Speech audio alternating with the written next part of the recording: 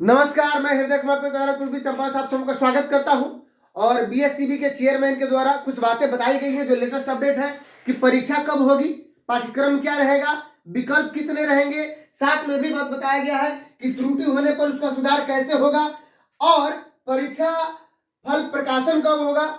इन सारी बातों पर उन्होंने चर्चा किया है। साथ ही उन्होंने बताया है कि 2 सब्जेक्ट जुड़ भी रहे हैं 9th-10th में, और 6th-8th में भी एक सब्जेक्ट बांग्ला जुड़ रहा है। यह नोटिफिकेशन में नहीं था। मैं इस पर विशेष चर्चा करूंगा। और उन्होंने कहा है कि 4 दिनों के अंदर एडमिट कार्ड भी जमा करना है। तो बने रहिए मेरे इस चैनल पे। अगर आप मेरे चैनल पे नए हैं तो प्लीज मेरे चैनल को सब्सक्राइब कीजिए, लाइक कीजिए, शेयर कीजिए, कमेंट कीजिए। अगर फेसबुक पर देख रहे हैं तो आप फॉलो शेयर जरूर कीजिए, कमेंट कीजिए। और यूट्यूब पर देख रहे हैं नए हैं तो सब्सक्राइब जरूर कीजिए, सबसे अधिक शेयर कीजिए ताकि आपके मित्र लाभान्वित हो सके। तो चलिए, सबसे पहली बात कि उन्होंने बताया है कि परीक्षा की जो तिथि है वह 26 फरवरी से होगी। नोटिफिकेशन में ये डेट 26 फरवरी से 13 मार्च नहीं था। यह डेट जो है मार्गदर्शिका में दिया गया था लेकिन नोटिफिकेशन में नहीं था। इसको बीएससीबी के चेयरमैन साहब ने कहा है कि परीक्षा 26 फरवरी से लेकर के 13 मार्च के बीच होगी। अब बात आ रही है कि परीक्षा का प्रकाशन कब होगा। तो परीक्षा का प्रकाशन उन्होंने कहा कि मार्च में ही परीक्षा का प्रकाशन कर दिया जाएगा। इस पर सवाल किया गया कि परीक्षा सीबीटी मोड में होगी। बहुत सारे लोग ऐतराज जता रहे हैं कि बहुत कठिनाई है सीबीटी मोड में देना ऑनलाइन। तो उन्होंने कहा कि परीक्षा ऑनलाइन ही होगी, सीबीटी मोड में होगी, यानी कंप्यूटर बेस्ड टेस्ट होगा। आप जा करके डायरेक्ट बायट या जो ट्रेनिंग सेंटर है वहां पे, या आईसीटी जहां पे हाई स्कूल 10+2 में जो चल रहे हैं वहां पे जाकर के आप प्रैक्टिस कीजिए। साथ में उन्होंने कहा कि साइट पर भी एक लिंक डाला जाएगा जहां से वे आधा घंटे के लिए या शायद 25 मिनट के लिए प्रैक्टिस कर सकते हैं। और उन्होंने बताया कि परीक्षा की अवधि 2.5 घंटे की होगी। जब पूछा गया कि विकल्प कितने रहेंगे, क्या बीपीएससी की तरह एक होता है ना कि बीपीएससी में 5 विकल्प रहते हैं, उन्होंने कहा कि विकल्प 4 ही रहेगा, 4 विकल्प रहेगा। और परीक्षा के जो सब्जेक्ट के बारे में बात की गई, यानी सिलेबस के बारे में जब बात किया गया कि कैसा होगा, तो उन्होंने कहा टीआरई 2 की तरह रहेगा। और मेरी बातों पर मोहर लगती हुई मैंने कहा था कि जो भी पाठ्यक्रम टीआरई 1 और टीआरई 2 लिखा जा रहा है तो ये नहीं चलेगा। या तो टीआरई 1 लिखा जा रहा था, आप लोग देख रहे थे टीआरई 1 ऑब्लिक टीआरई 2 ऐसे लिखा जा रहा था। मैंने कहा था या तो टीआरई 1 पे परीक्षा हो या टीआरई 2 पे परीक्षा हो। मैंने शुरू में ही कहा था कि दोनों संभव नहीं है, दोनों अलग अलग पैटर्न पे परीक्षा हुई थी। तो इस पर मुहर लगती हुई मेरी बातों पर कि टीआरई 2 के हिसाब से ही परीक्षा का आयोजन होगा, यानी टीआरई 2 का पाठ्यक्रम रहेगा सब्जेक्ट। अब बात आती है कि उनका मेरिट लिस्ट कैसे बनेगा। तो मेरिट लिस्ट के बारे में उन्होंने कहा कि मेरिट लिस्ट इसलिए बनाया जा रहा है ताकि उनका जिला, जो 3 जिला देंगे वो बीएससीबी के द्वारा आवंटित किया जा सके। तो मेरिट लिस्ट बनेगा मेधा अंक जो उनको आएगा जो परीक्षा में उसको, और आरक्षण को जोड़ करके, यानी रिजर्वेशन को जोड़ करके। तो रिजर्वेशन आप जानते हैं कि कोटिवार रिजर्वेशन है और उसमें एज भी जोड़ा जाता है, उम्र। तो इस प्रकार से उनका जो है मेरिट लिस्ट बनेगा, यानी आपने जो अंक लाया उसको।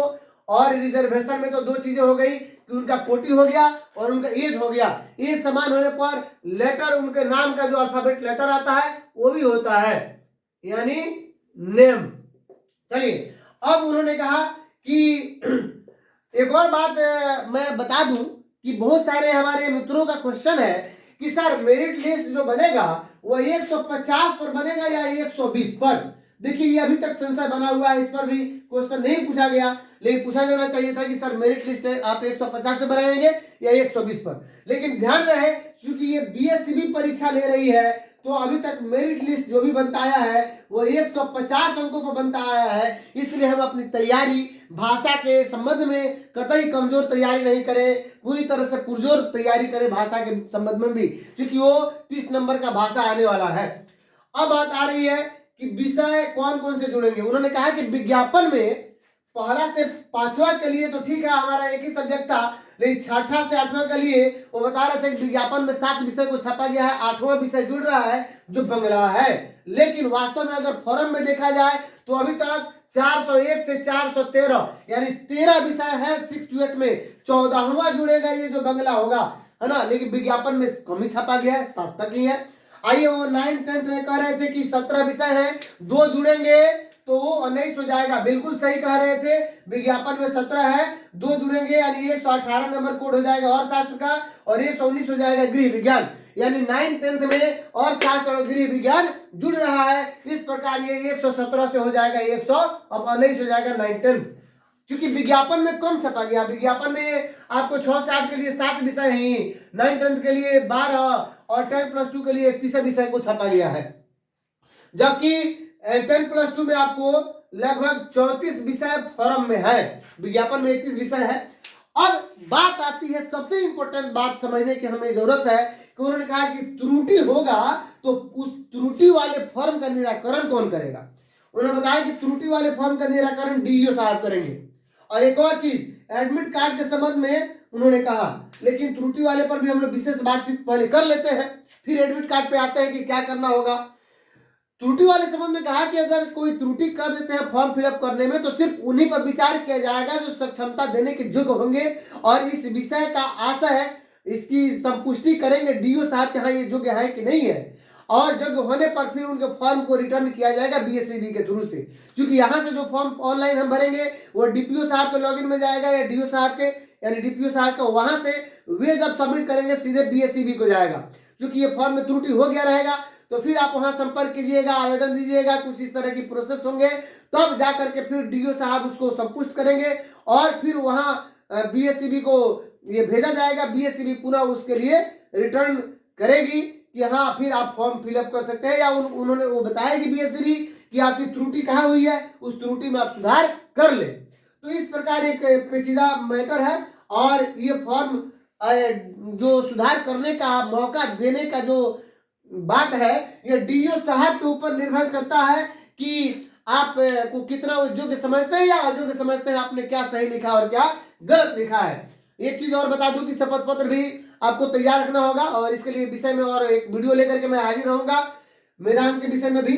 तो अगर आप मेरे चैनल पर नए हैं तो प्लीज मेरे चैनल को सब्सक्राइब जरूर कीजिए और सबसे अधिक शेयर कीजिए। और मैं ओरिजिनल कंटेंट दे करके आ रहा हूँ क्लास 1 to 5 से लेकर 6 to 8 9 10 10+2 तक इसी चैनल पे, फेसबुक पर और इसी यूट्यूब चैनल पे। एडमिट कार्ड के संबंध में उन्होंने कहा बहुत इंपॉर्टेंट बात कि एडमिट कार्ड जैसे अप्लाई कीजिएगा तो एडमिट कार्ड जारी हो जाएगा, लेकिन एडमिट कार्ड जारी हो जाने से आप परीक्षा देने के लिए अर्हता नहीं ले रहे हैं, यानी उसके आप योग्य नहीं हो गए। बल्कि जब एडमिट कार्ड सबसे पहले जब जारी किया जाएगा तो उसको आप कहाँ लेके जाइएगा, डीपीओ साहब के पास। डीपीओ साहब उसको क्या करेंगे कि आपके पूरे सर्विस बुक के और सैलरी स्लिप से आपकी सेवा की संपुष्टि होगी, एक तरह से जांच होगी और जांच होने के बाद फिर उस एडमिट कार्ड पर वे प्रति हस्ताक्षर करेंगे, यानी उस पर सिग्नेचर करने के बाद फिर उसको अपलोड करेंगे आपके वाला जो ऑप्शन है जहां से वे अपलोड करके फिर सबमिट करेंगे पटना। अब बात आती है कि प्रति हस्ताक्षर वाला एडमिट कार्ड ही शायद आपको दे दिया जाएगा, शायद, क्योंकि ये भी नहीं कहा जा रहा कि प्रति हस्ताक्षर वाला दिया जाएगा, या जो पटना सबमिट करेंगे तो फिर वहां से आप डाउनलोड कीजिएगा दोबारा। अब वही एडमिट कार्ड अगर लेके जाते हैं सपोज प्रति हस्ताक्षर या बाद वाला, तो एडमिट कार्ड जब लेके जाते हैं परीक्षा में तो परीक्षा देने के बाद 4 दिन के अंदर ही वो एडमिट कार्ड पुनः वापस करना है आपको डीओ साहब को, डीओ कार्यालय में समर्पित कर देना है 4 दिनों के अंदर, जिस पर कि आप परीक्षा देने जाइएगा तो आपका तो खैर सिग्नेचर एडमिट कार्ड पर तो हमें नहीं लगता है कि होगा, लेकिन वीक्षक का सिग्नेचर होगा, वीक्षक का सिग्नेचर रहेगा।